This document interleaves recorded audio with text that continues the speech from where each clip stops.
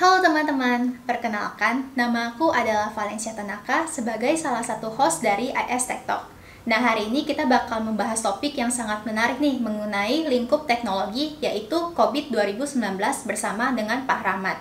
Boleh yuk kita langsung membahasnya langsung dengan Pak Rahmat. Halo Pak Rahmat. Halo Valen, apa kabar nih Boleh? Valen?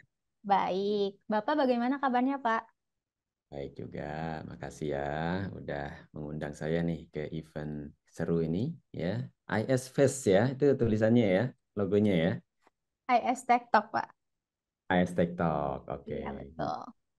Hmm, Bapak boleh dong untuk berkenalan dirinya dulu untuk kesibukannya saat ini atau mungkin Bapak hmm, sekarang nih lagi di mana sih, Pak? Baik ya. Baik rekan-rekan semua, perkenalkan saya Rahmat Mulyana ya, biasa dipanggil Rahmat atau kadang-kadang beberapa rekan juga manggil saya Mul.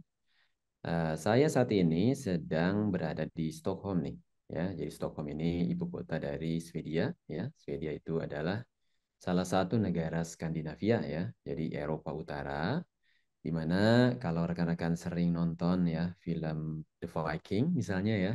Nah, ini Viking ini asalnya dari Eropa Utara ya, dari negara-negara Skandinavia. Ada Swedia, ada Norway ya, Norwegia, ada Denmark gitu ya dan juga ada Finland ya di situ gitu. Nah, saat ini saya sedang studi lanjut kebetulan ya. Jadi 3 tahun yang lalu di tahun 2020 saya diundang oleh satu kolega profesor. Kenalnya udah agak lama. Kemudian karena beliau tahu bahwa saya berminat untuk melanjutkan studi ya walaupun belum sempat terus karena kesibukan. Ya. Pada saat yang sama, saat itu saya masih sebagai Presiden ISAKA Indonesia, ya. Jadi itu adalah satu asosiasi profesi terbesar di dunia dengan headquarter-nya ada di Chicago, Amerika, ya, USA. Dalam konteks IT governance, risk management, compliance audit, ya, dan juga security, ya, information security, cyber security seperti itu.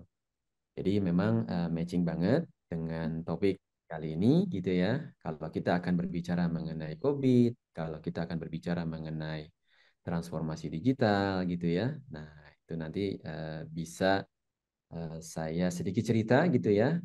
Karena kebetulan itu juga jadi topik riset saya. Hmm. Ceritanya, sejarahnya saat itu waktu saya sedang diundang untuk jadi keynote conference ya pada salah satu universitas di Indonesia. Kemudian topik saya itu tentang bagaimana pengaruh dari tata kelola dan juga manajemen teknologi informasi gitu ya terhadap eh, transformasi digital gitu ya, kesuksesan transformasi digital pada organisasi. Nah, kemudian pada saat saya posting di LinkedIn, nah, profesor kolega saya ini ternyata lihat itu gitu ya dan ternyata topik yang saya bawakan itu matching dengan funding ya, budget yang disediakan oleh pemerintah Swedia yang sudah di-apply oleh Profesor Lazar ini dan sudah ada alokasinya gitu ya. Karena kalau PhD di luar negeri ya, terutama di Eropa itu memang biasanya disupport oleh project ya. Jadi ada semacam penyandang dananya dan bukan beasiswa sifatnya gitu ya. Sifatnya itu semacam employee gitu ya yang mendapatkan semacam dana riset gitu ya untuk menjalankan penelitiannya seperti itu gitu. Berarti kayak Itu dapat mungkin dana hibah ya. ya, Pak? Jadi ada semacam hibah gitu ya dari pemerintah Swedia untuk saya bisa gunakan ya sebagai sources ya untuk penelitian saya seperti itu gitu. Nah, sebelumnya di Indonesia saya aktif di satu perusahaan. Jadi saya punya startup, mungkin udah nggak dibilang startup lagi ya karena saya dirikan saat itu tahun 2007. eh Startup itu juga bergerak di bidang yang sama ya, di bidang IT GRC dan juga Enterprise Architecture, IT Planning and Strategy. Kemudian sebelumnya juga saya mengelola IT ya di satu kampus di Indonesia ya di Bandung tepatnya. Ya udah dari tahun berapa ya? Tahun 2000 lah kurang lebih ya. Jadi dari tahun 2000 sampai 2007 saya mengelola IT Service Center di kampus tersebut gitu ya. Kemudian tahun 2007 setelah beres saya program master di kampus tersebut, saya berlanjut ke mendirikan perusahaan itu, gitu ya. Mendirikan perusahaan dan tak lama saya juga diundang untuk bergabung sebagai dewan pengurus ya di asosiasi ISAKA tadi, gitu ya. Saya juga sebetulnya ada asosiasi lain di mana saya aktif ya, yaitu Project Management Institute. Nah, itu juga merupakan asosiasi internasional ya, yang memang pusatnya juga kebetulan di US juga, gitu ya, dan anggotanya di seluruh dunia ada ya, dan termasuk juga chapter Indonesianya juga ada, seperti itu, gitu. Oke, Mungkin itu jadi sekilas ya, Valen ya, background saya. Nanti bisa dicek lagi ya di LinkedIn ataupun di profil saya, seperti itu. oke. Tadi kan Bapak ini mantan presiden dari ISACA ya Pak ya? Kalau nggak salah. Mhm. Ya, Boleh dong mhm. ceritain dikit, Bapak tuh merintis pendidikannya dulu di mana sih dan backgroundnya jadi apa Pak? Sekolah di mana aja gitu. Ya, Jadi, baik. Oke, ya nyambung dengan penjelasan sebelumnya ya sedikit. Tadi saya dulu di kampus ITB ya. Jadi di Bandung oh, itu ada Institut Teknologi Bandung. Eh, S1 saya sebetulnya teknik komputer ya, jadi computer engineering. hmm, Nah, kemudian beres dari sana saya berlanjut ke informatika ya. Jadi informatics engineering. Seperti itu dengan kekhususan di bidang sistem informasi. Ya, jadi ini nyambung banget ya apa yang saya nyambung. pernah tempuh di pendidikan saya. Dulu juga di sistem informasi ya, di ITB tepatnya ya. Saat itu ngambil master dan pada saat yang sama saya mengelola IT Service Center itu di kampus ITB. Ya, jadi semua mahasiswa baru di ITB, baik S1, S2 maupun juga doktoral, S3, itu wajib masuk ya ke laboratorium, ke IT Service Center yang saya dirikan itu bersama dengan rekan-rekan dengan memanfaatkan dana hibah ya saat itu dari Dew Like ya. Jadi dulu terkenal ada nama program namanya Dew Like dari luar negeri dan dana hibah itu digunakan untuk membangun seperangkat fasilitas laboratorium komputer gitu ya, yang kemudian digunakan sebagai sarana akses center ya untuk seluruh mahasiswa ITB gitu. Sampai akhirnya berkembang pesat ya, sampai terdiri atas 4 computer lab saat itu dan tersebar sampai ke Jatinangor juga gitu ya, karena ITB juga ada kampus di Jatinangor. Dan ada sekitar hampir 500-600 unit ya, 500-600 unit komputer yang bisa diakses oleh teman-teman mahasiswa ITB saat itu gitu ya. Dan dulu kan belum zaman ini ya laptop ya. Laptop tuh Benar, masih masih jarang yang masih dipakai. boleh dibilang jarang gitu ya, masih sangat mahal gitu ya. Mungkin handphone udah biasa teman-teman gitu ya. Ada satu dua lah yang sudah punya handphone gitu ya. Tapi kalau untuk laptop masih masih jarang ya, apalagi mahasiswa gitu ya. Teman-teman di kantor aja juga relatif masih jarang ya. Rata-rata kan masih pakai desktop saja. Nah, sehingga akses poin untuk ke internet ya, untuk riset-riset terkait dengan IT itu dilakukan di situ gitu. Dan itu programnya cukup luas ya. Jadi tidak hanya bicara programming ya, tapi juga berbicara semua aspek computer engineering yang lain gitu ya. Karena kan pada dasarnya yang namanya komputer itu dibutuhkan oleh semua bidang ya. Semua bidang. Jadi itulah kenapa semua student di ITB perlu mengakses ya ke lab komputer tersebut on behalf IT Service Center tadi seperti itu gitu. Namanya Comlab saat itu ya, Comlabs ITB. Seperti itu. Dan sekarang sudah menjadi divisi IT ya, jadi semacam direktorat IT di ITB ya, salah satu dari unitnya lah kurang lebih seperti itu. Nah Keren. itu mulanya ya, sampai kemudian saya juga lanjut program School of Business ya di kampus ITB juga, karena belum sempat ngambil doktoral saat itu gitu ya, karena kesibukan satu dan lain hal. Sehingga karena ada program MBA eksekutif di ITB ya, yang dilakukan tiap weekend ya, biasanya sih di hari Jumat malam dan Sabtu. Ya ini saya ambil tuh gitu ya. Nah itu kurang lebih ya background education saya. Jadi saya dari computer engineering, kemudian ke information system, kemudian juga ke financial and risk management ya. Dulu topik MBA saya di sana spesialisasinya ya. Seperti itu gitu. Dan itu sangat bermanfaat ya untuk membantu juga proses consulting ya di lembaga yang saya dirikan ya, namanya PT Transforma sejak tahun 2007 ini bersama dengan rekan-rekan owner yang lain ya. Dan hampir semua BUMN ya, kementerian dan lembaga itu klien dari PT Transforma, dan banyak mensupport kegiatan seperti audit IT gitu ya, kemudian assessment maturity IT misalnya ya, dengan menggunakan COVID yang tadi kita mention gitu ya, kemudian membangun IT master plan ya, atau IT strategic plan, membangun enterprise architecture ya, modeling high level untuk IT ke masa depan ya, dari satu perusahaan ataupun lembaga seperti itu gitu. Nah, itu yang dilakukan ya oleh perusahaan saya, layanan-layanannya, termasuk juga program-program sertifikasi ya, seperti ISO ya, ISO 27001, keamanan informasi, ISO 20000 untuk manajemen layanan gitu ya. Ya kurang lebih itu sih IT certification yang ada ya untuk lembaga ya. Selain certification untuk personil ya.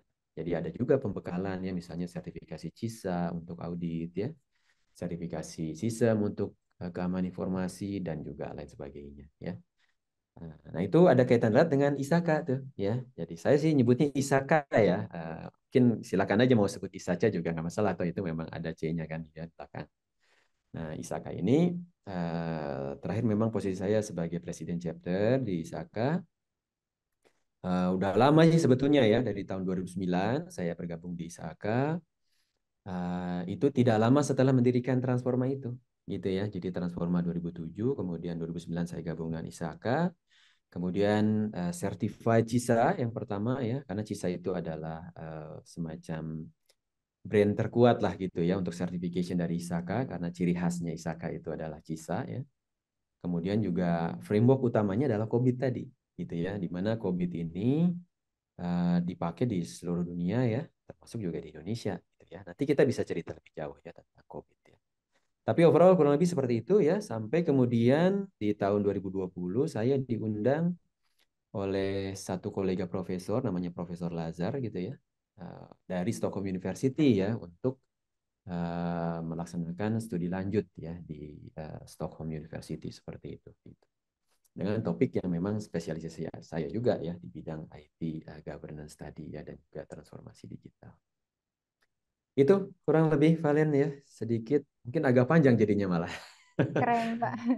Berarti Kalau Bapak saya dasarnya emang suka belajar ya, Pak ya? ya Lanjut terus studinya. belajar kan sepanjang hayat sebetulnya ya, walaupun kita sudah Betul. berakhir gitu, kita tetap harus mau belajar gitu ya, karena apalagi ya di zaman revolusi industri 4.0 sekarang ya, society 5.0 kan gitu ya. Kemudian digitalization, transformasi digital, segala macamnya, teknologi digital kan juga kenceng banget ya. Sehingga mau nggak mau kan kita harus terus bergerak cepat ya. Kalau kita nggak belajar ya ketinggalan gitu ya. Kalah nanti sama AI ya, artificial Betul. intelligence gitu. Didahuluin nanti kita. Oke. Heeh, Berarti kita balik lagi ya, Pak, ke topik. Berarti kan tadi ada dimention tentang COVID ya, Pak. Sekarang kan ya. fokus kita adalah di COVID 2019. Boleh dong, Pak, Hmm, diceritain sedikit apa itu COVID 2019 dan bedanya apa sih sama COVID-COVID yang lain? ya, baik. Nah, COVID ya, tadi saya sempat sekilas ya mention ya terkait dengan COVID sebagai best practice ya. Jadi best practice ini beda dengan international standard ya. Teman-teman biasanya kan aware dengan istilah ISO ya. ISO yang tadi sempat saya mention juga, ISO 27001 misalnya ya, terkait keamanan, ISO 20000 terkait manajemen layanan misalnya ya. Kemudian ISO terkait tata kelola ya, ada ISO 38500 misalnya ya, dan juga ISO-ISO yang lain ya. Banyak ISO itu gitu.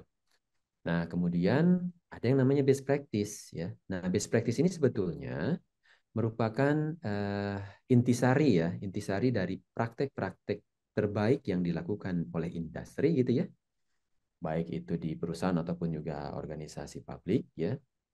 Yang kemudian diambil ya seperti apa yang biasa dipraktikkan tersebut, yang baik-baik, dikumpulkan ya, diriset oleh teman-teman ISAKA ya, dan diteliti lebih lanjut dan dibukukan ya menjadi best practice tadi, gitu ya, yang harapannya bisa dipakai ya oleh berbagai organisasi, baik itu organisasi publik maupun juga organisasi privat, gitu ya, untuk menjadi semacam referensi gitu ya, untuk menjadi semacam referensi bagaimana menerapkan praktik yang baik dalam konteks tata kelola dan manajemen teknologi informasi. Ya, jadi topiknya kurang lebih ke arah sana ya, tata kelola dan manajemen teknologi informasi.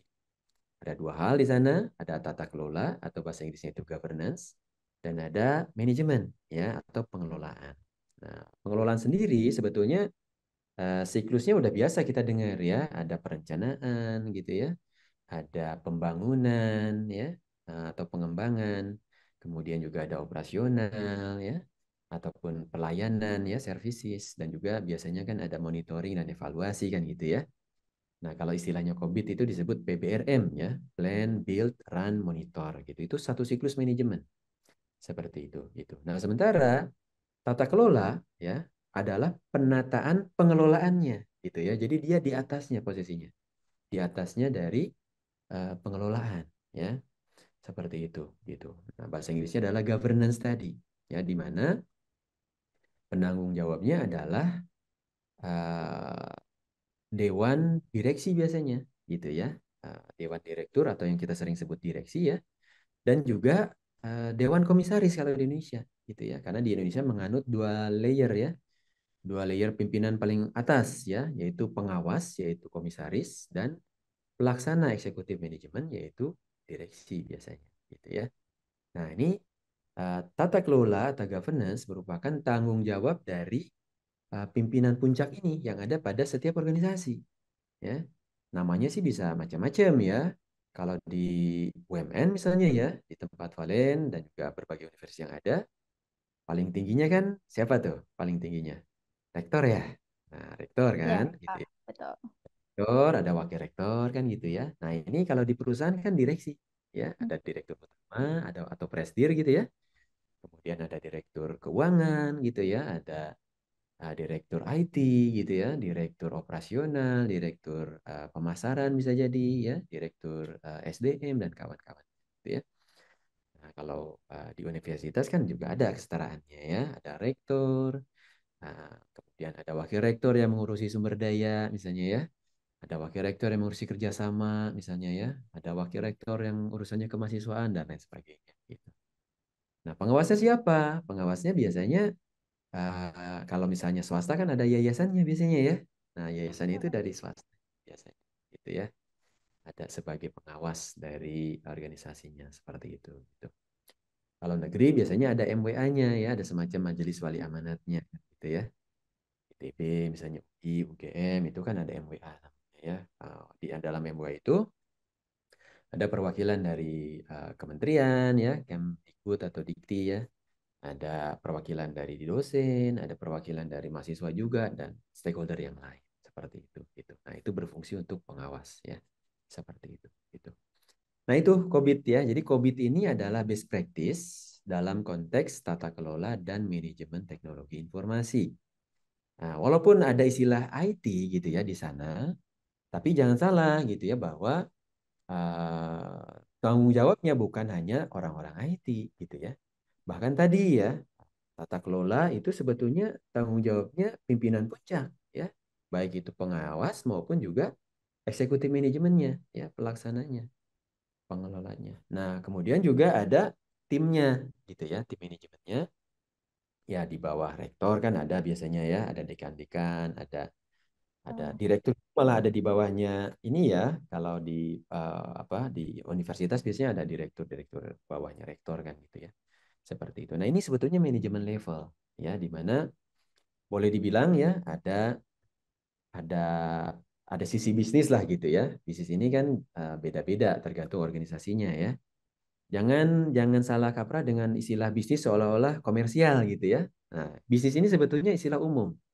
Bisnis itu adalah activities ya, kegiatan proses bisnis yang dijalankan oleh lembaga lah kurang lebih gitu ya. Lembaga apapun itu pasti ada yang namanya bisnis proses kan gitu ya, proses bisnis. Nah ini ada bisnis gitu ya, nah, ada IT kan gitu boleh dibilang gitu ya. Ada divisi IT-nya lah atau unit IT-nya atau direktorat IT-nya tergantung ya. Nah, karena IT juga bisa besar bisa kecil tergantung dari peranannya di dalam organisasinya. Gitu.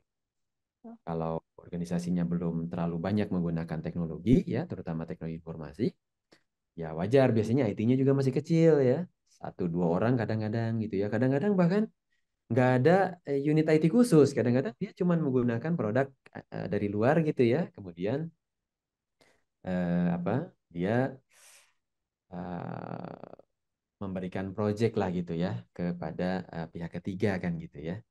Jadi semacam di subkontrakan gitu ya. Jadi IT-nya bayangan aja gitu ya, shadow aja. Ya sifatnya kalau dibutuhkan baru manggil orang gitu ya. Sampai ada yang kayak gitu ya. Kalau organisasinya masih sangat sederhana.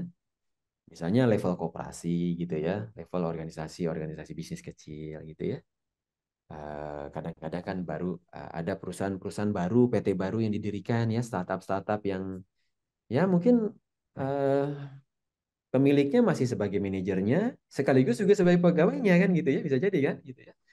Kalau misalnya rekan-rekan mahasiswa baru lulus kemudian mendirikan PT gitu ya, kan bisa aja seperti itu. Nah, itu kan organisasinya masih sangat sederhana.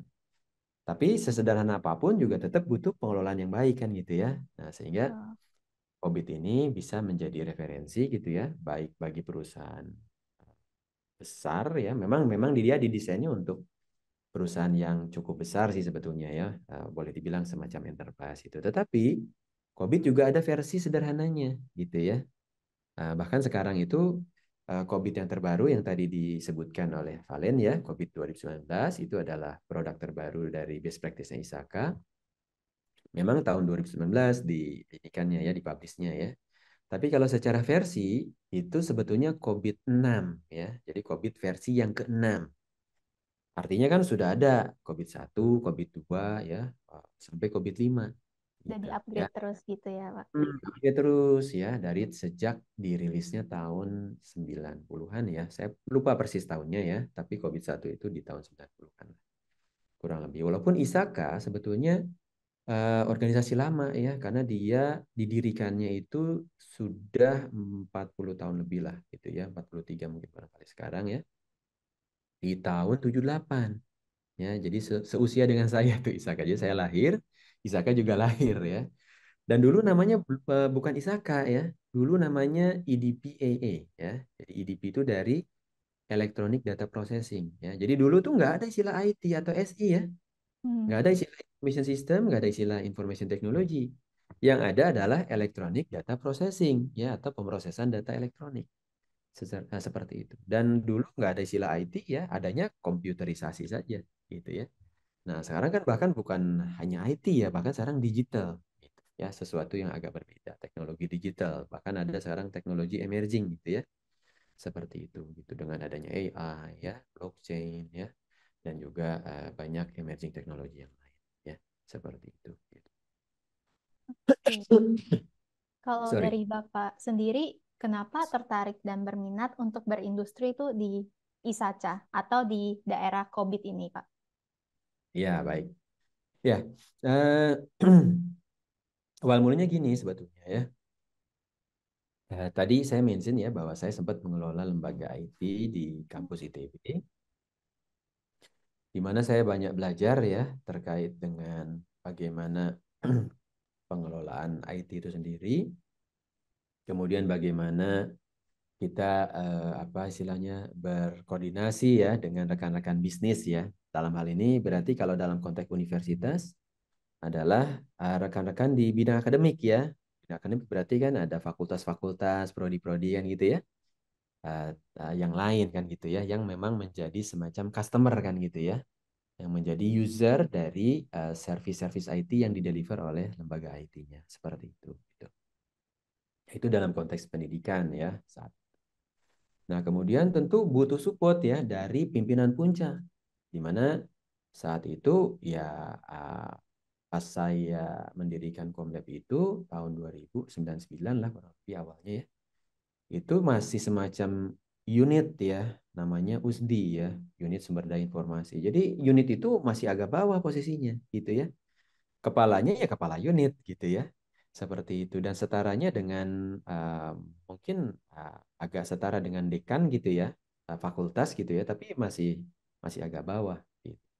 Nah, seiring dengan IT makin berkembang pesat gitu ya, kalau kondisi terkini ya yang saya pahami saat ini di ITB itu sudah menjadi semacam direktorat ya. Nah, kalau udah di levelnya direktorat ini uh, kepalanya adalah direktur ya dan itu persis di bawah salah satu warek lah berarti gitu ya. Nah, jadi belum belum ada warek IT ya, belum ada ya. Tapi ada direktur IT di bawahnya salah satu warek ya, seperti itu. Gitu. Nah, bahkan mungkin di bawahnya rektor ya langsung ya. Biasanya sih di bawah ini ya, semacam prestirnya gitu ya, lembaga IT seperti itu. Walaupun beda-beda juga penerapan di industri. Nah itu ya, jadi awal mulanya tertariknya karena itu gitu ya, bagaimana mengelola IT dengan baik di satu organisasi gitu ya. Kemudian bagaimana bisa mendapatkan arahan ya dari pimpinan puncak, IT ini mau dibawa kemana gitu ya, IT ini harus mensupport apa. Tentu karena namanya juga eh, dukung kan gitu ya, artinya ada visi misi organisasi pastinya ya, ada visi misi Heeh. organisasi di mana organisasi punya target ya tahun berapa misalnya pengen menjadi world class university misalnya seperti itu. Nah, IT-nya tentu harus bisa mendukung tujuan ya dari organisasi seperti itu. Nah, IT-nya nanti membuat semacam strategic plan gitu ya untuk menerjemahkan strategic plan-nya kampus tadi gitu ya. Nah, kampus kan pasti ya, organisasi pasti punya yang namanya Renstra gitu ya, Renstra organisasi, rencana bisnis lah gitu ya, rencana strategis bisnis. Nah, itu nanti harus diterjemahkan menjadi rencana strategis IT gitu ya, dan juga arsitekturnya mau seperti apa gitu. Nah, awal mulanya gitu, gitu ya. Jadi tertarik dengan bagaimana ngelola itu yang baik di satu organisasi. Pada saat yang sama, saya juga berkenalan saat itu ya dengan COVID ya. Dulu COVID pas saya berkenalan di tahun 2000 berapa ya? Pas saya ngambil master di ITB itu tahun 2004 saya pertama kali kenalan dengan COVID ya. Nah, tahun 2004 saya ngambil master sistem informasi saat itu ya di informatika. Nah, saat itu COVID masih COVID versi 3 ya. Jadi even pada saat saya berkenalan dengan COVID pun, COVID udah versi 3 sebetulnya. Ya, karena wajar tadi Isaka sendiri sudah lahir pas saya lahir kan gitu ya. Jadi memang udah cukup senior dan saya berkenalan dengan COVID baru di versi 3 ya. Artinya saya melewatkan tuh COVID 1 seperti apa, COVID 2 seperti apa karena saya belum ada interest ke sana. Nah, singkat cerita akhirnya sambil di sisi akademiknya saya lagi belajar ya meneliti tentang COVID, bahkan juga topik riset saya pada saat saya mengambil master sistem informasi itu juga tentang framework ini ya, framework tata kelola gitu ya, dengan berdasar kepada COVID tadi. Nah, kemudian di sisi yang lain secara praktek saya juga mengelola IT di kampus ITB gitu ya. Jadi apa yang saya pelajari kemudian secara akademik ya, kemudian saya dapatkan juga referensi best practice dari asosiasi global yang namanya ISAKA tadi gitu ya. Kemudian juga prakteknya saya alami langsung gitu ya dan saya terapkan langsung gitu ya di lembaga IT di kampus ITB tersebut gitu. Nah, kurang lebih seperti itu backgroundnya ya, sampai akhirnya saya mendirikan startup ya, consulting company ya, dan juga training company ya, di bidang yang terkait gitu ya, di bidang yang sama lah kurang lebih dengan bidangnya Isaka gitu ya. Sehingga akhirnya ya sampai sekarang tuh ya masih, bahkan even topik PhD saya juga masih sama kan ya, topiknya masih terkait dengan tata kelola juga ya. Cuman sekarang karena ada transformasi digital ya, lagi rame kan sekarang ya, dengan seiring dengan adanya revolusi industri 4.0 itu gitu ya, atau kita sering sebut digital era gitu ya, era digital. Nah, ini udah beda nih zamannya ya dengan zaman komputerisasi dulu gitu ya. Sekarang udah zamannya digital. Banyak emerging teknologi ya yang kemudian diserap masuk ya teknologi digital. untuk mempercepat ya, akselerasi lah proses-proses bisnis di organisasi gitu ya, baik itu organisasi private ya, di organisasi komersial maupun di organisasi publik ya, di lembaga pemerintahan dan juga NGO ya, seperti itu gitu. Nah, saya juga seiring dengan peranan saya di ISAKA tadi ya, karena saya bergabung di ISAKA 2009 lalu, kemudian saya certified juga, dan sampai saat ini saya masih kemarin ya, bahkan pada saat ada konferensi ISAKA ya, itu saya dapat penghargaan dari ISAKA Indonesia sebagai member sebagai member maksud saya ya, dengan sertifikasi terbanyak gitu ya. Jadi saya memegang saat ini hampir semua sertifikasinya ISAKA ya. Dari mulai audit, keamanan ya, tata kelola, emerging technology ya, itu juga saya pegang saat ini. Kenapa saya istilahkan pegang gitu ya? Karena ada yang namanya sertifikasi, ada yang namanya sertifikat ya. Kalau sertifikat itu seperti ijazah saja gitu ya. Jadi sekedar lulus, eh, kita tidak harus memperpanjang ijazah kan sebetulnya ya. Nah, sekali Betul. dapat berlaku seumur hidup kan biasanya kan gitu ya. Nah, sementara kalau sertifikasi itu berbeda gitu ya. Kalau sertifikasi itu mirip seperti sertifikasi profesi ya.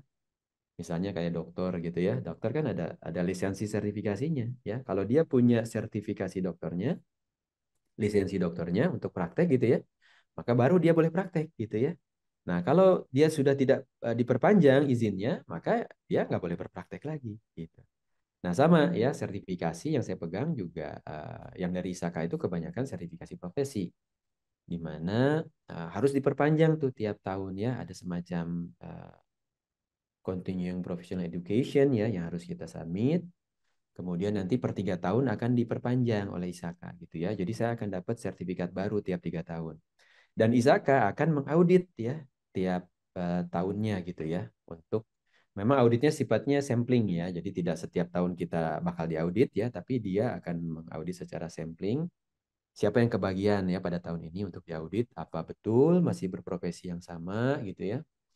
Kemudian bagaimana education-nya apakah masih mendukung gitu ya. Jadi harus terus belajar seperti itu. Nah, ini relevan ya dengan yang tadi dibilang di awal gitu ya. Harus harus mau terus belajar memang. Ya, itu konsekuensinya bahwa kita hidup di era digital di mana segala sesuatunya serba cepat gitu ya. Segala sesuatunya berbasis teknologi gitu ya. Kalau kita tidak update knowledge kita, ketinggalan zaman gitu ya, dan kita akan terlibas ya. Nah, kalian lihat ya, sekarang even di Indonesia sekalipun gitu ya, Indonesia kan masih developing countries ya, masih belum terlalu digital lah boleh dibilang gitu ya. Untuk posisi e-government-nya aja itu dari 180 lebih, mungkin sekitar 190 negara-negara di dunia saat ini gitu ya di PBB ya. Itu untuk e-government rankingnya dulu sempat 3 tahun yang lalu ya, 2018 lah, 2019 yang lalu itu 118 atau berapa gitu ya, 111-an gitu. Nah, kemudian sering dengan waktu terus berkembang tuh gitu ya, karena ada peraturan SPBE namanya ya. Saat itu saya mendukung gitu ya untuk Perpres tersebut ya, dan kemudian menurunkan ke berbagai peraturan turunan ya. Jadi saya ikut membantu penyusunan ya peraturan-peraturan terkait dengan e-government Indonesia ya, dan melakukan semacam audit ya, asesmen maturity dari seluruh lembaga di Indonesia ya, lembaga pemerintahan ya maksudnya ya. Ada sekitar 640 institusi ya di bawah koordinasi dari Kementerian PAN-RB ya, Pemberdayaan Aparatur Negara dan Reformasi Birokrasi ya sebagai lead-nya ya. Seperti itu. Jadi dilakukan asesmen maturity, peraturannya dibuat ya, dan itu pun mengadopsi dari ISAKA juga ya, dari COVID. Bagaimana melakukan asesmen maturity ini agar kita tahu ya dari skala 0 sampai 5 di mana posisi Anda nih organisasi masing-masing ya. Ada level kementerian di pusat itu ya, lembaga di pusat ya, misalnya kementerian apa, keuangan misalnya, atau apa gitu ya. Kemudian ada lembaga-lembaga seperti BPK, BPKP ya, lembaga-lembaga pusat lah, OJK dan kawan-kawannya gitu ya. Kemudian ada lembaga pemerintahan di provinsi ya. Kemudian ada lembaga di kota ya, ada kota kabupaten kan gitu ya. Nah, kurang lebih itu coveragenya ya, termasuk juga lembaga-lembaga seperti kepolisian ya, Polri dan kawan-kawan ya, seperti itu. Gitu. Itu kurang lebih Valen ya. Jadi untuk lembaga publik ya gitu kurang lebih gitu ya. Jadi memang COVID ini dipakai juga ya, diadopsi ya ke dalam peraturan-peraturan yang berlaku di kementerian dan lembaga di Indonesia gitu ya. Kemudian juga di lembaga apa ya, private ya, atau misalnya let's say state owned enterprise ya, BUMN, badan usaha milik negara, itu juga sudah menjadi framework utama ya sejak tahun 2013 ya. Jadi sudah lebih lama bahkan. Kalau SPBE tadi di tahun 2018 ya, dari 1.100-an rankingnya ya, sekarang sudah 80-an ya kalau nggak salah rankingnya Indonesia ya. Memang masih di tengah-tengah gitu ya. Nah, kemudian untuk di BUMN sejak 2013 sudah ada peraturan Menteri BUMN ya yang memang mewajibkan penerapan tata kelola dan manajemen IT ya di semua BUMN di Indonesia ya. Saat itu masih sekitar 200-an ya BUMN Indonesia. Sekarang di zamannya Pak Erick Thohir ya disederhanakan ya, kan terus digabung-gabung-gabung gitu ya menjadi holding-holding ya, dan makin sedikit jumlahnya ya agar lebih kuat ya ini posisinya. Seperti itu. Dan swasta juga sebetulnya ya, walaupun kalau swasta kan kita tidak bisa maksa ya. Paling banter kalau lembaganya memang diregulasi gitu ya, seperti perbankan misalnya ya. Nah, perbankan kan diregulasi secara ketat ya oleh OJK, diregulasi juga oleh Bank Indonesia, BI gitu ya, untuk payment sistemnya, sehingga uh, bisa diatur agar dia mau menerapkan tata kelola dan manajemen IT ya di tempatnya masing-masing. Mereka juga punya ya peraturan POJK misalnya ya atau PBI ya yang harus dipatuhi oleh lembaga terkait yang di bawahnya gitu ya. Seperti itu, dan banyak mengadopsi juga ya dari framework best practice tadi ya, dari COVID ya, dari ISO dan kawan-kawannya juga itu ya diserap masuk untuk menjadi praktek yang baik ya bagi lembaga yang diregulasinya ya. Itu nanti tergantung ya, industrinya kan banyak ya, ada industri keuangan, ada industri telekomunikasi. Memang yang IT-nya kuat ya biasanya kan keuangan ya, telekomunikasi itu biasanya paling tinggi tuh nilai IT-nya gitu ya, nilai kematangan IT-nya. Nah, industri-industri yang lain itu relatif agak ketinggalan ya, tapi ya terus diarahkan gitu ya untuk makin lebih baik ya. Industri konstruksi misalnya ya, industri energi, industri yang lain-lain juga lah banyak ya. Itu kalau bicara BUMN pun itu kan ada sekitar berapa belas ya streamnya gitu ya industri seperti itu. Oke, berarti Gitu. bisa disimpulin kalau framework tata kelola COVID ini nggak cuma bantuin proses bisnis di Hmm. IT doang ya, tapi di banyak perusahaan juga dapat membantu banget ya Pak ya. Ya, jadi sebetulnya gini, pada konteksnya sebetulnya memang bagaimana gitu ya kita betul-betul memanfaatkan IT ya. Dan sekarang udah ada teknologi digital, jadi IT and digital gitu ya, agar bisa dioptimalkan ya semaksimal mungkin ya nilainya, sehingga investasinya tidak sia-sia gitu ya. Hmm. Bagaimana IT ini betul-betul bisa bermanfaat untuk membantu pencapaian tujuan dari setiap organisasi, gitu ya, organisasi apapun itu, ya, baik itu organisasi public sektor tadi ya maupun Hmm, hmm, organisasi komersial ya, private sector tadi, seperti itu. Gitu. Karena masing-masing kan punya tujuan pastinya ya, walaupun beda karakteristik ya. Kalau hmm. komersial kan biasanya tujuan utamanya financial kan gitu ya, seperti itu, money oriented lah gitu ya, seperti itu. Sementara kalau public sector kan enggak ya, tujuannya kan layanan gitu ya, untuk bisa memberikan layanan yang terbaik ya bagi stakeholder. Seperti itu. Nah, COVID misalnya ya sebagai satu framework best practice itu bisa dipakai untuk itu gitu ya, untuk membantu sebagai referensi ya untuk mengimplementasikan ya bagaimana mengelola IT dengan baik, bagaimana menata kelola IT dan digital dengan baik juga. Ya. Nah, kebetulan nih lagi bicara tentang COVID ya, dan topik riset saya juga terkait dengan bagaimana pengaruh ya dari tata kelola dan manajemen IT yang baik ya dan teknologi digital yang baik gitu ya. Eh, untuk kesuksesan transformasi digital gitu. Nah, ini nanti saya bisa ada satu halaman dua halaman lah gitu ya yang bisa saya coba share sedikit gitu ya. Setidaknya mencerminkan ya kondisi terkini itu seperti apa gitu ya. Boleh saya share screen ya, kalian ya? Boleh, Pak. Boleh banget. Boleh di-sharing aja, Pak, Oke, ilmu-ilmunya. oke ya, saya coba buka, saya slideshow dulu, kemudian saya share screen. Sebentar.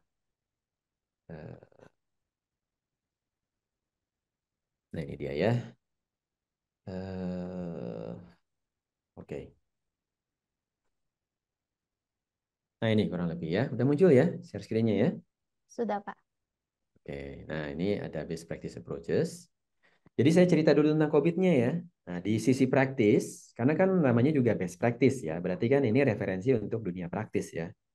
Agak berbeda nanti untuk sisi akademik ya. Sisi akademik kan itu di topik penelitian saya. Saya juga bisa cerita ya tentang itu gimana.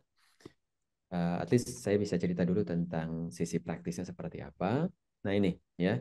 Jadi penelitian saya itu sebetulnya ini ya. Bagaimana dari sisi sebelah kiri ya, ada yang namanya antecedent ya. Kalau antecedent itu dalam riset itu adalah eh, apa ya, semacam situasi yang diteliti lah gitu ya. Nah, apa sih penyebabnya gitu ya, antecedent itu. Nah, kemudian eh, ada state of transformation ya di tengah ya. Jadi proses transformasi digital itu sendiri seperti apa gitu ya. Yang kemudian berlanjut ya ke area kanan ya, outcome ya. Jadi ada transformation outcome-nya. Apa hasil yang didapatkan dengan dilakukannya transformasi digital kan gitu ya pada organisasi. Nah, ini ada tiga area ya yang diteliti sebetulnya ya. Bagaimana tata kelolanya gitu ya, yang sebelah kiri berpengaruh terhadap yang di tengah, transformasi digitalnya. Kemudian pada at the end gitu ya, berpengaruh kepada hasil akhirnya gitu ya, yaitu outcome-nya itu sendiri. Gitu, yang didapatkan oleh organisasi tentu. Gitu, ya. Nah, singkatnya kurang lebih seperti itu ya. Dan di riset saya menemukan bahwa untuk bisa survive ya di era digital, di mana segala sesuatu sekarang serba terkoneksi kan gitu ya, interconnected satu sama lain, hyperconnected bahkan gitu ya. Kemudian teknologi emerging terkini ya, kita ada teknologi digital ya. Tadi saya mention ada AI, ada blockchain misalnya ya. Kemudian ada IoT kan gitu ya, Internet of Things, di mana barang-barang sekecil sensor-sensor itu bisa di remote gitu ya, karena sudah terkoneksi ke jaringan gitu ya, sehingga betul-betul bisa bekerja secara remote ya, secara jarak jauh. Ya, misalnya sensor suhu, sensor kalau misalnya di perkebunan, sensor untuk air misalnya ya, sensor untuk tanah bisa jadi kan gitu ya, sensor suhu dan segala macam gitu, itu bisa dikontrol dari jarak jauh ya. Kalau misalnya untuk yang di level rumahan kan misalnya ada apa? Ada lampu misalnya ya, alat-alat yang ada di rumah itu kan basisnya listrik ya dan itu bisa dikendalikan jarak jauh. Seperti itu gitu. Itu untuk yang skala kecil ya. Kalau di industri ya tentu banyak lagi penerapannya ya. Industri kan makin besar, makin canggih kan gitu ya. Nah, sekarang ke arah sana ya, sering dengan adanya digital era tadi ya, di mana segala sesuatu sudah interconnected, bisa dikontrol oleh komputer yang sangat-sangat kecil gitu ya. Nah, even kayak jam yang saya pakai ini juga komputer sebetulnya ya, karena adalah smartwatch ya. Dia bisa terkoneksi ke USB gitu ya, ke ini ya, ke apa, pakai Bluetooth gitu ya, untuk bisa dikendalikan gitu ya, bisa berkomunikasi jarak jauh. Seperti itu gitu. Kalau sekarang mana ada orang nggak pakai handphone kan ya? Orang kemana-mana bawa handphone ya. Handphone itu komputer Memegang HP. Betul. gitu ya. Gitu ya. Zaman saya cerita tadi waktu saya mendirikan IT Service Center ITB itu masih jarang orang pakai HP gitu ya. Masih Seperti itu. mahal. Kan laptop pun jarang gitu ya. Orang masih pakai komputer besar yang namanya desktop itu gitu ya. Sehingga kalau mau akses internet harus ke kampus, masuk ke dalam lab ya. Sekarang kan orang udah bisa kerja bahkan di rumah masing-masing ya. Apalagi pandemi kemarin ya. Jadi pandemi ini kayak blessing in disguise juga ya, karena mengakselerasi proses digitalisasi di semua ini ya ranah kehidupan seperti itu gitu. Karena kita harus remote working ya, work from home gitu ya. Nah, sekarang kan istilahnya bukan lagi WFH ya, tapi WFA gitu ya. Nah, work from anywhere. Gitu. Kita bisa kerja dimanapun gitu ya, selama terkoneksi ke internet kan gitu ya. Tentu dengan menggunakan mekanisme yang aman kan gitu ya. Karena kan juga seiring dengan segala sesuatunya sekarang terkoneksi, bisa menggunakan teknologi terkini gitu ya, digital dan segala macam. Nah, risikonya juga makin meningkat pastinya gitu ya. Nah, makanya cyber security sekarang menjadi bidang yang cantik ya. Kenapa? Karena dibutuhkan kan oleh semua orang ya, oleh semua organisasi gitu. Karena seiring dengan segala sesuatu terkoneksi, maka risiko terbesarnya apa bawaannya? Maka hacker-hacker gitu ya, cracker-cracker itu juga bisa mencoba menembus sistemnya kan gitu ya. Karena kalau sudah terkoneksi berarti dia sudah berada di jaringan besar dunia kan gitu ya. Dia bisa diakses dari belahan Manapun. dunia manapun gitu ya. Sehingga mau hacker dari mana, dari Rusia, dari Amerika, dari manapun kan bisa coba mengakses ke komputer kita kan gitu ya.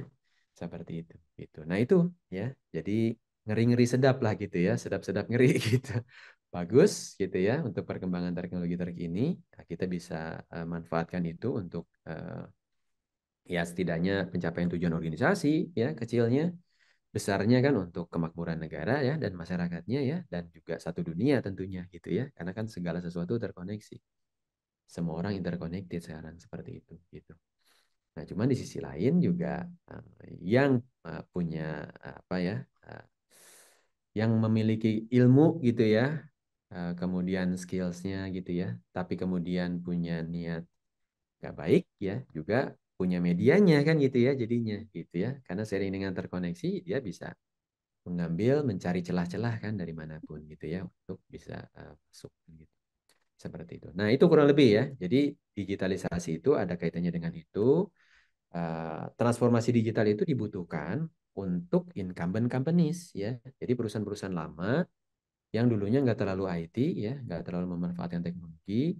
Nah, sering dengan apa tekanan ya dari customer, tekanan dari bisnis gitu ya. Mau nggak mau dia harus connected. Karena sekarang orang kan connectingnya pakai handphone gitu ya. Orang pengennya buka handphone bisa ngakses apapun itu kan gitu ya. Mau Betul. beli tiket online gitu kan, mau kuliah online bisa dari handphone misalnya, Handphone. gitu kan. Hmm.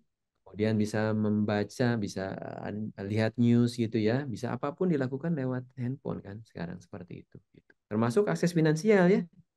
Mau transaksi kan sekarang juga tinggal buka handphone ya. Kalau di Indonesia kan QRIS ya. Nah, sekarang Ya, tinggal scan nge-scan. kan bayar Hmm. pakai QRIS. Dulu kan masih transfer-transfer. Sekarang QRIS kan seperti itu gitu. Nah, itu gitu ya. Itulah perkembangan teknologi terkini. Sehingga organisasi lama butuh bertransformasi. Transformasi kan berarti berubah secara radikal ya. Berubah secara radikal, secara cepat gitu ya. Kita akselerasi agar bisa menjadi perusahaan digital kan gitu ya. Seperti itu gitu. Cuman masalahnya di sisi lain juga banyak sekarang kan startup-startup ya yang memang dari awalnya dia sudah digital gitu ya. Yang kita sering sebut sebagai born digital companies. Perusahaan yang terlahir secara digital gitu ya, misalnya fintech ya. Itu dari awalnya dia sudah masif dengan penggunaan teknologi ya. Nah, penggunaan IT dan juga teknologi digital seperti itu. Sehingga eh, ya perusahaan-perusahaan incumbent ya, misalnya bank-bank lama gitu ya, asuransi-asuransi lama yang belum terlalu IT ya, mau nggak mau kan harus ngejar gitu ya, karena ada saingan baru nih yang bisa bergerak sangat cepat gitu ya. Tadinya misalnya untuk apa apply layanan baru ya harus datang ke banknya gitu ya. Sekarang kan bahkan membuka rekening tidak perlu datang ke bank juga bisa ya. Selama kita Betul. punya identitas digitalnya gitu yang Hmm. udah bisa dipercaya oleh banknya kan gitu ya. Seperti itu bisa buka rekening online kayak gitu. Nah, gitu gitu ya. Itu karena zaman digital seperti itu. Di dunia tiketing ya sekarang mana ada yang beli tiket langsung dari tellernya ya, datang ke ini gitu ya, datang ke perusahaannya gitu ya, atau beli di office-nya gitu kan. Enggak, sekarang rata-rata buka aja handphone ya, atau setidaknya laptop lah gitu ya, untuk beli tiket online gitu ya. Kemudian orang transportasi sekarang mobilnya aja udah smart mobile ya, smart car ya. Saya kemarin pas liburan summer tahun lalu ya, saya sempat dapat libur yang agak panjang ya dari Swedia itu. Saya kurang lebih 3 minggu saya manfaatin tuh untuk muterin Eropa tuh 10.000 kilometer ya. Dan saya pakainya mobil mobil pinter ya, smart car. Ya, jadi dia udah bisa self driving. Walaupun ya tetap saya harus pegangin setirnya ya, semata-mata Ngeri-ngeri untuk ngecek juga ya. aja ya. Hmm. Pas saya masih sadar nggak ketiduran gitu ya. Nah, dia cuman pegangin aja, tapi dia ngedrive sendiri gitu ya. Tinggal kita masukin target kita mau kemana, muncul mapnya kan gitu ya. Kemudian kita setting-setting, dia akan mengatur kecepatan sesuai dengan kecepatan maksimal yang ada di jalan tersebut kan gitu ya. Karena kalau di luar negeri itu ada jalan maksimal cuman boleh 30 kilometer per jam. Ada yang 40, ada yang 60 gitu ya. Maksimal ada yang 100, bahkan ada sih beberapa jalan tol terutama ya, ada yang bisa sampai 120 misalnya ya. Kayak gitu gitu ya. Ada juga yang dibebaskan juga ya, ada beberapa jalan seperti itu, tapi itu sangat sedikit ya. Rata-rata semua ada aturan mainnya ya, berapa kecepatan maksimal. Dan itu sudah recognize dari petanya yang kita download gitu ya, yang ada di si mobilnya itu sendiri gitu ya. Sehingga tinggal kita setting udah dia bisa belak-belok dengan sendirinya gitu ya. Seperti itu gitu. Nah, sampai sebegitunya gitu. Kalau Digital. iya, kalau dari Bapak sendiri kan dulu pas presiden dia ISAC ya. Nah, kesulitan untuk mengembangkan framework-framework dan menghadapi transformasi ini tuh di Indonesia gimana sih, Pak? Ya, baik. Nah, itu mungkin bisa jadi penutup ya, karena durasinya juga rasanya udah hampir habis ya. Nanti silakan disesuaikan saja ya, bisa diedit lagi. Tapi saya sebelum ke sana, saya mau menutup dengan ini ya, karena tadi kita bicara tentang COVID ya. Nah, ini kurang lebih ya. Secara praktis ya, apa yang ada di COVID dengan apa yang saya research itu sebetulnya sangat inline banget ya. Di mana COVID dia sudah ada COVID 2019 ya, dia ada namanya COVID Design Factors ya. Nah, yang sebelah kiri ini ya, sebelah kiri ini ada COVID ya, COVID GMO namanya ya, Governance Management Objective. Dia bisa digunakan untuk memilih mana GMO prioritas ya, karena sekarang sudah ada 40 GMO ya. Dan itu nanti perlu diprioritaskan mana yang memang paling dibutuhkan bagi organisasi gitu ya. Nah, kemudian terbagi dua tuh, ada yang tradisional, ada yang agile gitu ya. Nah, yang tradisional ini tata kelola yang lama tuh, dan ternyata masih tetap dibutuhkan gitu ya, karena organisasi-organisasi incumbent itu dia masih punya apa tipe-tipe pengelolaan sebelumnya ya, yang itu masih bermanfaat juga gitu ya, seperti itu, dan itu masih bisa menggunakan tata kelola tradisional gitu ya. Nah, sementara untuk yang agile-nya ya, untuk yang percepatannya tadi ya, yang segala sesuatu serba lincah, serba cepat, ISAKA juga punya agile, tata kelola agile ya, yang dinamakan sebagai COVID 2019 DevOps namanya ya. Nah, DevOps kan terkenal ya, bahkan sekarang ada DevSecOps ya, Development and Operation, Development Security and Operation ya. Kemudian transformasi digitalnya juga di Indonesia khususnya ya, ada yang namanya INDI ya.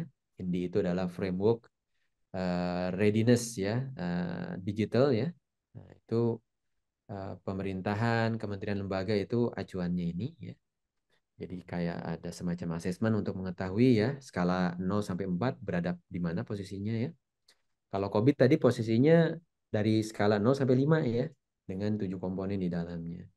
Nah, sementara untuk yang paling akhir ini adalah kinerjanya gitu ya. Jadi setelah bertransformasi digital tercapai nggak kinerjanya? Yaitu dengan menggunakan pendekatan balance scorecard ya. Balance scorecard sebetulnya framework lama ya. Nah, ada balance scorecard ini rata-rata organisasi biasanya pakai balance scorecard. Nah, sekarang bahkan ada pendekatan yang terbaru ya, yang namanya Agile Performance Management ya. Nah, namanya OKR ya. Kalau organisasi udah apa ya, udah update lah gitu ya, dia up to date, maka biasanya dia sudah menerapkan OKR ini. Nah, ini dari John Doers ya, dia ininya ya, apa namanya, seperti itu gitu. Tahun berapa nih? 2000 berapa lah? 2018 kalau nggak salah ya. Nah, overall kurang lebih gitu ya frameworknya dari Isaka ya. Nah, nanti mungkin itu dulu ya share screen-nya, saya stop share, kemudian kita nanti bisa masuk ke ini ya, ke tadi pertanyaan terakhir barangkali gitu ya, karena waktu kita juga sudah habis ya. Seperti itu. Sebentar, oke. Masih sharingnya masih muncul nggak? Udah, Pak. Udah lepas. Ya. Oke, udah lepas ya. Seperti itu. Oke, saya berarti balik ke topik ya, Pak ya. Tadi kan Hmm. ngomong-ngomongin tentang Bapak ini mantan presiden dari ISACA ya. Mm-mm. Nah, itu dulu kesulitan Bapak tuh apa sih dalam mengembangkan framework-framework COVID ini dan framework lainnya? Ya, baik. Apalagi khususnya di Indonesia, Pak. Nah, ini kan kita bicara challenge berarti ya. Hmm. Challenge bagaimana menerapkan ya best Hmm. practice yang sudah eh, banyak dipakai ya di berbagai belahan dunia seperti itu dipakai di banyak negara. Khususnya untuk Indonesia ya, karena saya terlibat di inisiatif strategis di pemerintah Indonesia ya, yang tadi saya sebut sebagai SPBE ya, itu sebetulnya e-government ya. Singkatannya Sistem Pemerintahan Berbasis Elektronik ya. Perpresnya di tahun 2018 sudah dikeluarkan oleh Pak Jokowi ya. Nah, challenge-nya beda sebetulnya ya untuk konteks pemerintahan dengan untuk konteks perusahaan ya atau private sector tadi gitu ya. Kalau private sector karena memang tujuannya adalah ini ya lebih komersial gitu ya, sehingga dalam mengadopsi perubahan itu bisa relatif cepat gitu ya. Kalau memang itu dibutuhkan dan secara apa istilahnya kelayakan ya, visibility-nya oke gitu ya. Karena kan segala sesuatu itu harus diukur ya, studi kelayakannya. Jadi ada semacam feasibility study ya atau business case lah kalau bahasa bisnisnya gitu ya. Nah, kita ukur kan gitu kira-kira kalau kita menerapkan ini butuh biaya berapa gitu ya. Kemudian bakal dapat manfaat apa gitu ya. Selama manfaatnya melebihi biayanya, maka untung kan ya perusahaannya gitu ya. Dengan menggunakan return of investment misalnya ya, penggunaan rasio-rasio seperti itu ya, itu bisa ketahuan ya seberapa untung ya menerapkan satu program seperti itu gitu ya, menerapkan IT yang baik gitu ya. Seberapa cepat proses bisnisnya gitu ya, seberapa cepat apa pemasukan, seberapa banyak pemasukan yang didapatkan ya seiring dengan menerapkan solusi berbasis IT dan digital misalnya ya seperti itu gitu. Nah, itu semua bisa diukur ya. Memang tidak mudah ya mengukurnya karena IT itu cenderung intangible ya manfaatnya gitu ya. Kita perlu pendekatan tertentu untuk mengukur ya secara apa ya, secara memadai. Nah, sementara challenge di sisi public sectors agak berbeda ya. Karena kalau di private sector tadi selama memang manfaatnya bisa ditunjukkan lebih dibanding biayanya, biasanya cepat tuh diadopsinya gitu ya. Nah, sementara kalau di public sector karena lebih intangible lagi ya, karena tujuan akhirnya itu bukan komersial ya, bukan finansial sesuatu yang bisa bernilai uang gitu ya, tetapi eh, lebih banyak ke intangible ya, kepuasan masyarakat, kepuasan warga kan gitu ya. Nah, ngukur kepuasan kan agak susah gitu ya, harus pakai pendekatan customer satisfaction misalnya ya atau ngukur apa ya kesejahteraan misalnya semacam lah gitu ya itu kan jauh di belakang gitu ya dari manfaatnya gitu ya setelah penerapan investasinya seperti itu gitu.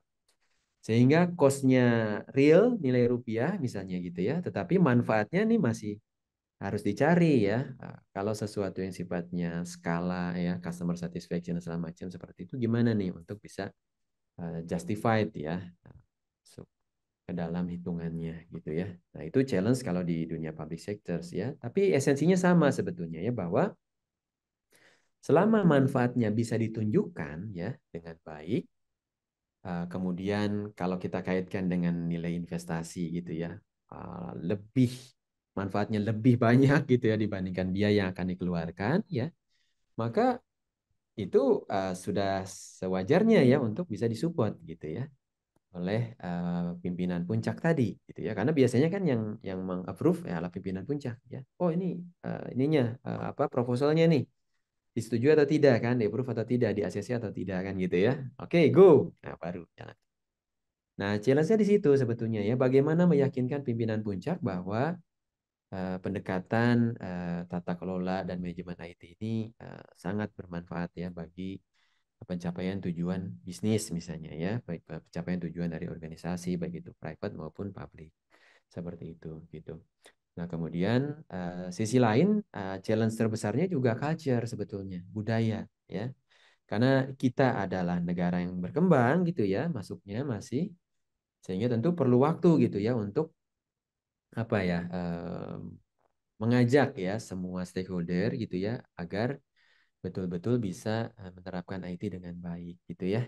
Seperti itu gitu. Nah, caranya kan bisa dengan sukarela atau bisa dengan terpaksa juga kan gitu ya. Terpaksa berarti harus ada push kan gitu ya, arahan yang tegas dari pimpinannya gitu ya bahwa hey kita harus berubah nih, semuanya harus berbasis teknologi misalnya.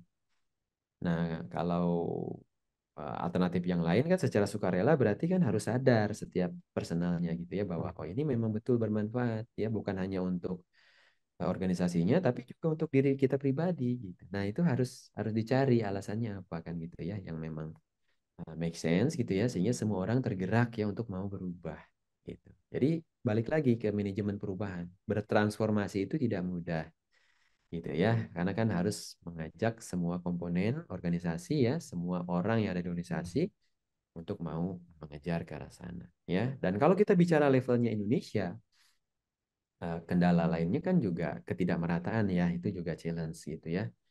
Ada yang maturity-nya ya kalau kita bicara maturity itu ada yang mau mencapai 5 gitu ya di perusahaan-perusahaan besar, di kota-kota besar itu banyak yang sudah tinggi ya skala maturity IT-nya gitu ya.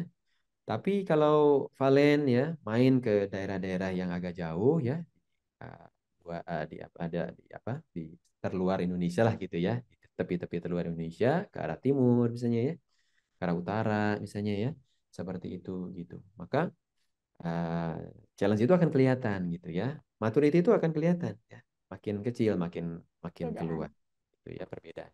Gitu. Ya, mungkin itu juga jadi alasan juga kenapa mau memindahkan ibu kota ke agak tengah-tengah kan ya ke Kalimantan Di gitu ya tengah, supaya iya. lebih ke timur dekat gitu ya, ke Hmm. barat dekat, ke utara dekat, ke selatannya juga dekat gitu ya. Selain ini ya, secara profil resiko juga lebih bebas resiko ya kalau di daerah Kalimantan Timur itu karena jarang bencana. Indonesia kan ini ya daerah bencananya kenceng gitu ya karena kan dilewati oleh tiga lempeng ya, tiga lempeng sehingga banyak banget gunung berapinya ya dan banyak terjadi gempa ya dan kawan-kawannya tsunami bisa jadikan gitu ya seperti itu. Kalau Nah, gitu sih ya, kurang lebih kalian ya. oke Pak.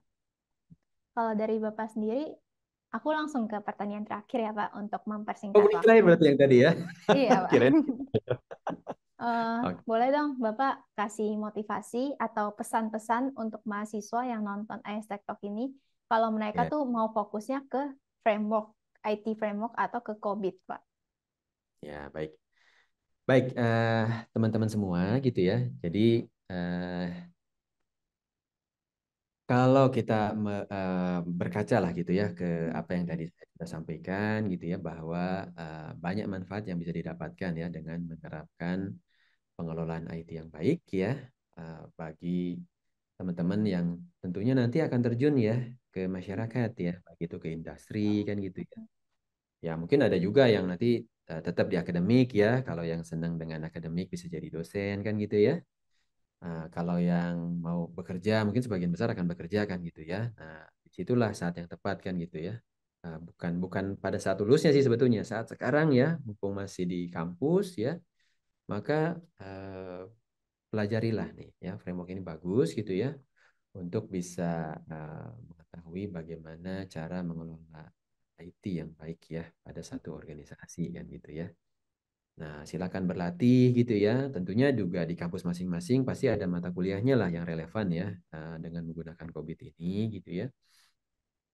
Nanti bisa dipakai gitu ya untuk berlatih bagaimana melakukan asesmen misalnya ya, tata kelola tadi dan manajemennya gitu ya untuk mengetahui seberapa level maturity. Karena COVID kan bisa untuk organisasi besar, bisa juga untuk organisasi sederhana ya. Ada COVID for SME namanya ya. SME itu organisasi kecil ya. apa small and medium enterprise lah kurang lebih seperti itu gitu ya. Nah, itu bisa tuh dipakai untuk praktek ya, seperti itu gitu. Misalnya di KP ya, pada saat kerja praktek atau internship. Apalagi sekarang ada MBKM ya, ada program MBKM, bisa 1 semester full di luar gitu. Bahkan ada juga yang bisa 1 tahun di luar gitu ya. Beda-beda tiap kampus penerapan kampus merdekanya gitu ya. Nah, itu kesempatan emas gitu ya untuk bisa bersentuhan langsung dengan ya, organisasi real di lapangan gitu ya. Kemudian ini juga ada nih best practice-nya gitu ya yang nanti bisa dipelajari. Sertifikatnya juga ada ya, ada pelatihannya juga, ada bisa online dari ISAKA gitu ya. Namanya COVID Foundation ya, COVID Fundamental ya. Nah, Foundation. itu bisa diambil gitu ya. Cocok banget untuk level mahasiswa sebetulnya ya. Hmm. Dan relatif mudah juga ya. Dan referensinya cuma 1 buku ISAKA aja, namanya buku Introduction ya. Nah, dengan buku Introduction itu bisa di-download gratis juga dari ISAKA gitu ya. Kemudian ikut mendaftar ya, apa proses sertifikatnya gitu ya. Nah, itu nanti bisa kalau lulus tentu akan dapat semacam sertifikat ya untuk jadi bekal juga nanti untuk terjun ke industri gitu ya. Seperti itu. Karena zaman sekarang ya salah satu yang perlu dibuktikan kan adalah capability digitalnya tadi ya. Nah, Betul. salah satu medianya ya dengan mengambil sertifikasi kan gitu ya, mengambil exam-exam sertifikat selain dari lulus ini ya, lulus di kampus masing-masing ya dan mendapatkan jasa gitu ya. Nah, syukur-syukur nanti kan penelitiannya juga bisa relevan kan gitu ya, bisa menggunakan salah satu GMO ataupun proses yang ada di COVID misalnya ya. Kan luas tuh ya, ada sisi pengembangannya, ada sisi operasionalnya, ada sisi auditnya kan gitu ya. Ada di sisi perencanaan, ada di sisi arsitekturnya kan gitu ya. Banyak sisi yang bisa di-cover. Seperti itu. Nah, mudah-mudahan bisa jadi bekal ya untuk bisa terjun di lapangan ya. Karena saya kalau terus terang saya juga belum pernah apply bekerja ya karena pada saat saya mendirikan perusahaan saya memang eh, jadinya kan lebih banyak menerima justru kan gitu ya aplikasi lamaran-lamaran kan. Nah, saya tentu akan memilih lulusan-lulusan gitu ya. Ya, kalau ijazah semua juga punya kan gitu ya. Gitu. IPK semua juga IPK-nya bagus-bagus orang rata-rata gitu ya. Hmm. Nah, apa yang bisa membedakan kalau gitu ya? Ya, salah satunya ya dengan sertifikatnya gitu ya. Kalau sudah memiliki sertifikat-sertifikat yang mendukung posisi yang diajukan gitu ya, tentu akan lebih baik gitu ya. Apalagi kalau sudah kerja praktik gitu ya.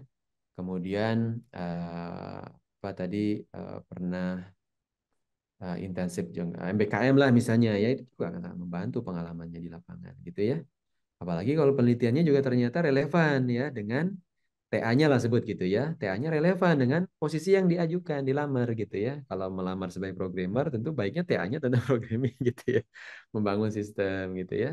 Kalau mau ke konsultan tentu ya sangat baik ya bagaimana punya sertifikat COVID misalnya ya yang mendukung apa menunjukkan bahwa yang bersangkutan sudah paham mengelola IT dengan baik itu seperti apa gitu ya. Setidaknya di level konseptual gitu ya. Seperti itu. Nah, Oh, itulah ya apa yang bisa saya sarankan ya bagi teman-teman mahasiswa ya terutama gitu ya yang sudah lulus juga tentu bisa ya silakan nanti dikejar. UMN juga kan sudah punya ISAKA Student Group sebetulnya ya tinggal hmm. dilihat gitu ya. Uh, ISAKA Student Group bisa punya program studi grup ya untuk persiapan sertifikasinya gitu ya. Kemudian nanti juga bisa dibantu oleh ISAKA chapter Indonesianya ya untuk ini ya untuk apa misalnya mengirimkan semacam mentor-mentor atau tutor-tutor gitu ya yang nanti akan bisa sharing gitu ya di kegiatan-kegiatan yang dilakukan ya kurang lebih seperti itu. Gitu Oke, kurang lebih ya. Hmm, termasuk oke. juga perkuliahannya ya nanti juga kan bisa Mm-mm. titip pesan juga ke dosennya. Oh nanti mau kalau mau ada guest lecture gitu ya atau public lecture kan bisa juga mengundang teman-teman yang memang apa eh, familiar ya dunia ini gitu ya untuk nanti bisa bercerita banyak ya di kuliah masing-masing. Oke, Itu Pak. dulu mungkin Makasih ya, kalian ya, Pak. nggak Cukup, Pak. bermanfaat. Bermanfaat banget, Pak. Thank you ya, Pak, atas sharingnya dan sudah bisa hadir hari ini ke AS Tech Talk. Ya, Semoga sama-sama. bisa bermanfaat buat teman-teman semua. Oke, Baik ya. kasih ya, Pak. Oke, Oke, makasih juga teman-teman lagi yang ya. sudah menonton. Yuk, sampai jumpa lagi. Saya izin ya, Lev ya.